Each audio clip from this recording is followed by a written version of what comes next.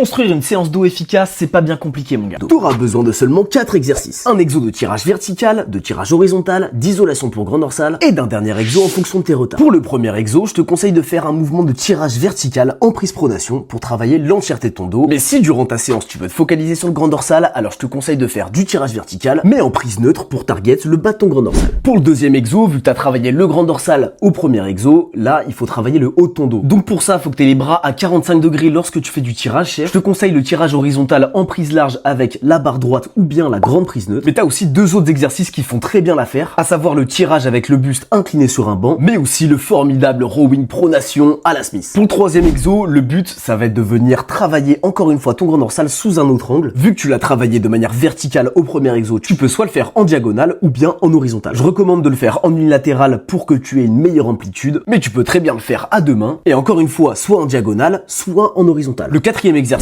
va te servir à ajuster tes retards. Vu que tu as déjà fait deux exos pour le grand dorsal, tu peux donc rechoisir de travailler le haut de ton dos, mais en penchant un petit peu plus pour mettre l'accent sur les trapèzes, ou bien carrément dédier un exercice pour cela. En tout cas, si tu travailles ton dos 2 fois par semaine, et j'espère que tu le fais, fils, il faut que tu fasses une séance plus focalisée sur le grand dorsal et une autre focalisée sur le haut de ton dos. Comme ça, tu pourras avoir un dos énorme et homogène, frère.